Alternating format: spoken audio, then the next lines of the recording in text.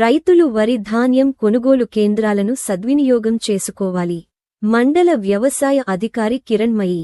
పలు గ్రామాలలో ప్రారంభమైన వరి ధాన్యం కొనుగోలు కేంద్రాలు. రైతులు వరి ధాన్యం కొనుగోలు కేంద్రాలను సద్వినియోగం చేసుకోవాలని ఏవో కిరణ్మయి అన్నారు. బుధవారం మండలంలోని చొక్కారావుపల్లి, గన్నేరువరం, చాకలి వానిపల్లి, మాదాపూర్, హనుమాజీపల్లి, గోపాలపూర్ గ్రామాల్లో వరి ధాన్యం కొనుగోలు కేంద్రాలను ప్రారంభించారు. ఈ సందర్భంగా ఏవో కిరణమై మాట్లాడుతూ రైతులు దళారులు నమ్మి మోసపోవద్దని, ధాన్యం కొనుగోలు కేంద్రాల్లో అమ్ముకోవాలని సూచించారు.